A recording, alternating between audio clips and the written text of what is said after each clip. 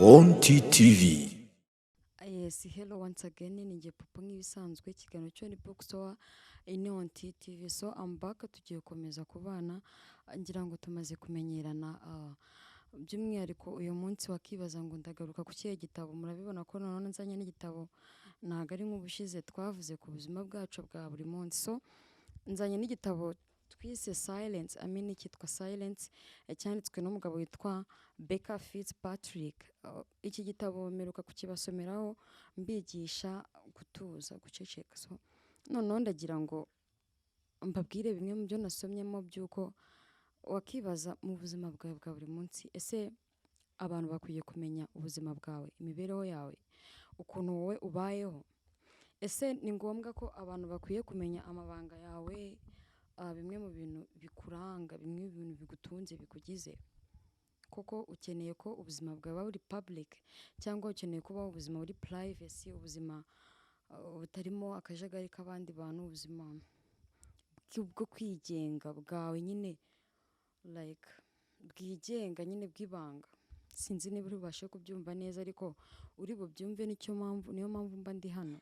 So by'umwihariko ku muntu usoma ukurikirana Bookstore, nekereza ko udakeneye abandi bantu mu buzima bwawe baba babayeho bazi ubuzima bwawe, bazi ngo runaka abayeho gutya. Niyo mpamvu nje kubigisha ukuntu ukwiye kubaho utabwira buri wese uwo uriwe, utabwira buri wese ubuzima bwawe. Truly uri wa muntu mbese umuntu wese yibaza se runaka abayeho gute. Hari ibintu ndi buze kugarukaho. Ndagaruka ku bintu by'ingenzi bishobora gutuma ubuzima bwawe bugira private, ubuzima bwawe ubugira ubutavogerwa. Hanyuma ngaruke ku kintu, ku byiza byabyo, kuba ubayeho ubuzima bwawe buri prive, ubayeho wigenga, nta muntu nta bantu bazi ubuzima bwawe. Ntabwo icyo nshatse kuvuga, ntabwo nshatse kuvuga ko ugiye kubaho ubuzima bwawe nta muntu n'umwe ukuzi, utabwira umuntu, utabwira abantu ibyawe. Ariko ntabwo ukeneye kubwira buri wese ngo pupu mbayeho gutya, ngo pupu mbigenza gutya, bigenda gutya, ngewe ubundi buriya strategy nkoresha n'izi ngizi. No, ntabwo ari cyo nje kukwigisha. Nje kukwigisha ko hari abantu ukwiye kubwira ibyawe, hari n'abantu badakwiye kumenya who you are, what do you like, ibintu nk'ibyo. Ndaza kugaruka ku bintu by'ingenzi byo by'umwihariko ugomba, usabwa kugira umwihariko, ugomba kugira private. Uko byamera kose nta muntu umwe ukwiye kumenya ibyo bintu usibye wowe. Kuko ikintu cya mbere ukwiye kumenya, ntacyo bivuze kuba ufite abantu uziranye nabo mu buzima bwawe, ntacyo bivuze kuba warahuye n'umuntu muri iyi si, kuba ufite inshuti, kuba ufite abavandimwe, ababyeyi, abo mukorana n'abo mubana, nta kintu bivuze. Icyo bivuze ni uko ari wowe ugomba kumenya details, ari ugomba kumenya amabanga yawe yose. Ni wowe munyamabanga wawe, ni wowe mujyanama wawe mbere na mbere. Abandi baza ari nka supporters cyangwa se ari nka blanks, like baza ari ba bantu bagomba kuza bafatira ku byo wowe wifatiye. Hari ibintu njya numva ugasanga umuntu agiye kugisha inama, buriya uko byagenda kose, I'm sure telling you this, ko inama wagirwa yose n'ubundi ntabwo ibiri bukureho ibyo wowe utekereza, ibyo wowe ushaka gukora. Ugirwa ziriya nama zigenda zigufasha, zigusayidira, zikakungura ibitekerezo, ariko uzabirebe neza. Usanga n'ubundi cya kindi wahoze utekereza mbere aricyo kiri gukomeza kiri kugarukaho, then ukifashisha bya bitekerezo n'ibyo abandi babitekereza kugira ngo uzamure ibyo bintu. That's why ubuzima bwawe ugomba kugira privacy. Hari ibintu rero rwose abantu badakwiye kumenya, ko nababwiye niwe mujyanama wawe, niwe munyamabanga wawe wa mbere. Mbere yuko ugira umuntu umunyamabanga wawe, first be yourself, be your secrets yourself, kugira ngo bigufashe iki. Nk'uko nababwiye, ni ukubera iki dukeneye kubaho ubuzima bwacu tubugira prive. Reka mbivuge gutyo, ntekereza ko nta muntu utumvira ijambo, tubugira bwo kwigenga, tubugira ibanga. Kubera iki?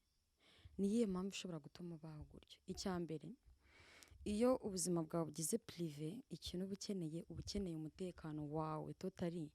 Iyo ubuzima bwawe buri prive, nta muntu umenya ngo, tuvuge urugero, iyo mvuze umutekano, ni umutekano w'umubiri wacu n'ibyo dutunze. So, iyo umuntu atazi ngo runaka akora kuva aya masaha kugera aya ngaya ataha iki gihe anyura aha, iyo abantu batazi gahunda zawe uba ufite umutekano, kuko ntekereza ko n'uwashaka kukugambanira he can't find a way, kubera ko uba nyine warabigize ibanga, warabigize ibyawe. Ikindi kintu, indi mpamvu ukwiye kugira ibintu byawe ubwihisho cyangwa se ugomba kugira ubuzima buri prive, ni uko ikintu cya mbere ugomba kumenya ni uko wowe ukeneye gufata ibitekerezo, kwifatira imyanzuro. So, impamvu umuntu abasha kunanirwa kwifatira imyanzuro no kuba yatekereza ikintu akagikora ni iyihe? Nta yindi mpamvu.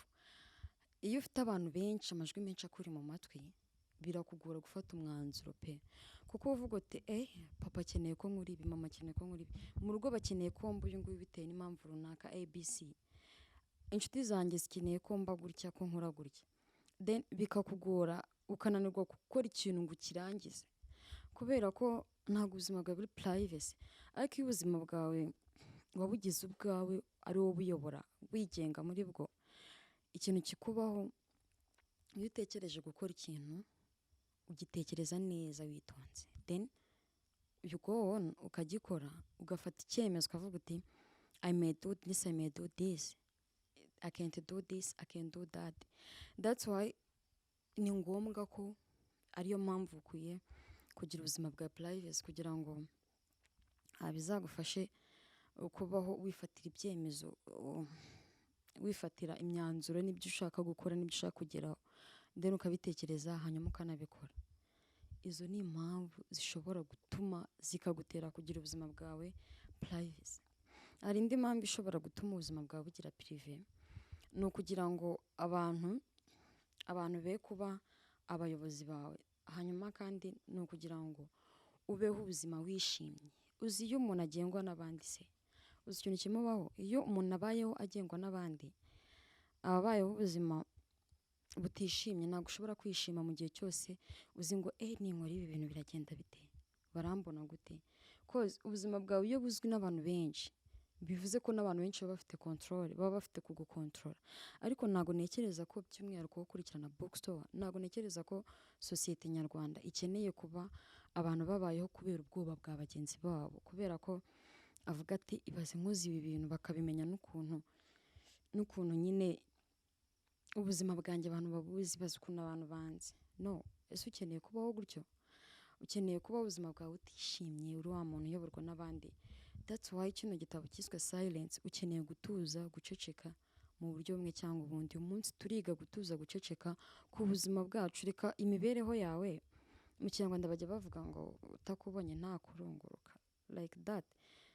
Ni ukuvuga ngo uramutse ugiye guhaha n'urugero, ukajyana envelope, ugiye guhaha nk'amandazi, ukajyana envelope ntibagushyire mu kandi kantu, amavuta akajya inyuma. Uko biri kose ahantu hose unyuze uravuga ati uzi ko yaguze amandazi, ibaze nyine. So, ubuzima bwawe utabashije kubugira privacy, umuntu wese arakubona agahita atekereza n'ibikurimo, kuko you already tell him or her, uba waramaze kumubwira like ingengabihe yawe. Morning ubayeho gutya, saa sita nimugoroba, icyumweru kigashira, ukwezi, umwaka. Ntabwo ari ibyo. So, akamaro ko kuba ubuzima bwawe warabugize prive nta kandi.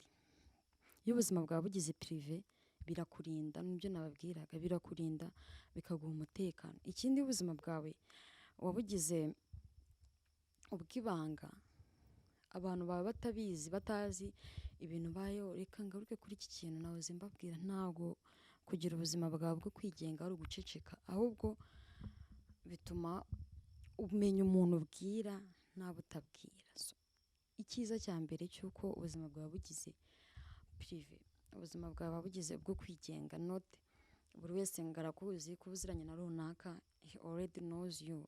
Genda ubabwira ibyo bakeneye kumenya, babwira ibyo ugomba kubabwira. Hari impamvu rero ushobora kwibaza ati gute nakirinda kujya mbwira abantu ubuzima bwanjye, gute ubuzima bwanjye nabugira prive.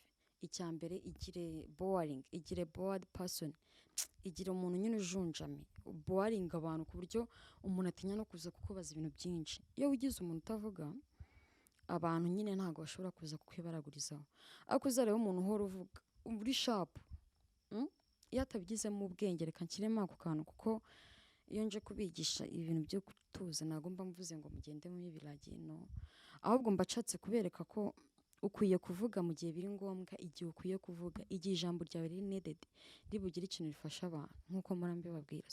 Iyo wigize umuntu rero ujunjamye utavuga, biragufasha kugira ubuzima bwa prive, kuko ntabwo abantu bashobora kuza ngo bakoze ibintu byinshi, kandi icyo kintu ukagikora ryari. Igihe cyose uri kumwe n'abantu bari gusakuza, bari kuganira, jya wirinda kuvuga ngo ube engaged mu kiganiro ngo ni ukuri kumwe nabo igihe cyose, kuko as long as uganira n'abantu ni nako bagenda bamenya ibikuri mu mutwe wawe, kuko kenshi tuvuga what's in our mind. So igira umuntu uri bored. Ikindi kintu ukwiye kumenya inshuti zo kwizerwa n'izo utagomba kwizera.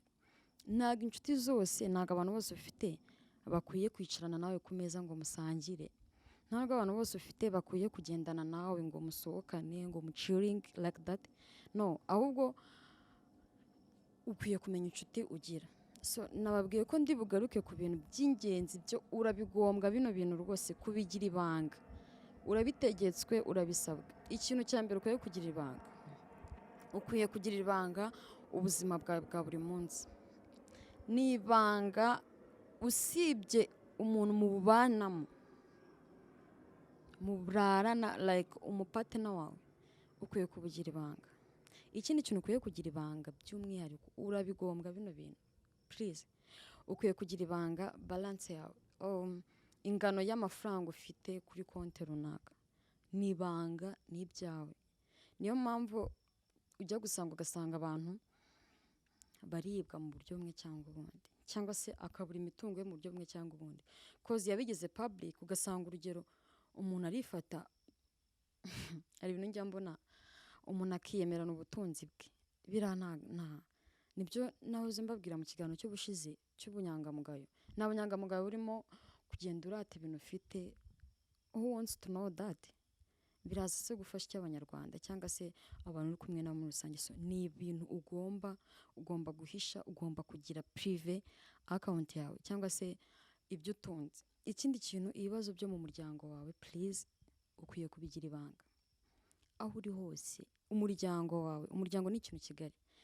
Ntago nekereza ko buri wese akwiye kumenya ngo umuryango wo kwa runaka bagirana ibibazo. Nta muryango utagira amabanga, nta muryango utagira ibintu wihariyeho. So ngaho utekereza ibintu umuryango wawe wihariyeho n'abandi babimenye, kandi nyine ari umwihariko wanyu.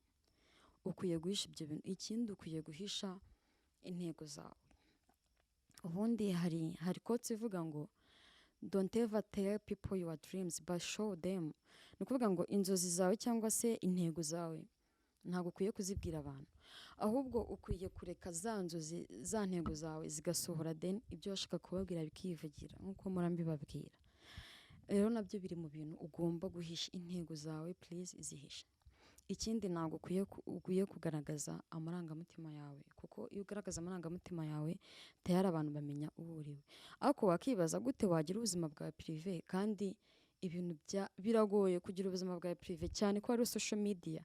Ujya kuri media runaka ugashyiramo email, amazina yawe, amafoto yawe, ugashyiramo ibintu ukunda, ibyo ukunda kurya, ibyo ukunda gukora. Ugasanga buri munsi umuntu arapostinga emotions, ugasanga arapostinga ibintu bijyanye n'amarangamutima ye. Biragoye rero guhisha ubuzima bwawe, ariko biranoroshye kubera ko n'ukwiye guhitamo ibyo postinga n'ibyo udapostinga. N'urugero nabahaga, hari ibintu udakwiye gupostinga. Urugero, niba wagiye muri interview ukabona akazi, ntabwo ari ngombwa ngo uzushyireho memes uvuge ngo guys, ngo I'm happy to get a job. Ntabwo uzi neza ko umuntu wese uzareba iyo post azaba yishimiye ko wabonye akazi. Maybe he will be jealous and he will ashobora no kuza kugambanira. So guys, hari ibintu dukwiye nyine kujya twirinda. Hari ibintu nawe ubona kuvuga se ndaposting ibintu biramarira icyo umuntu bubibone, ahubwo reka wabigira privacy, ahubwo wenda bakajya babibona ntabigizemo uruhare.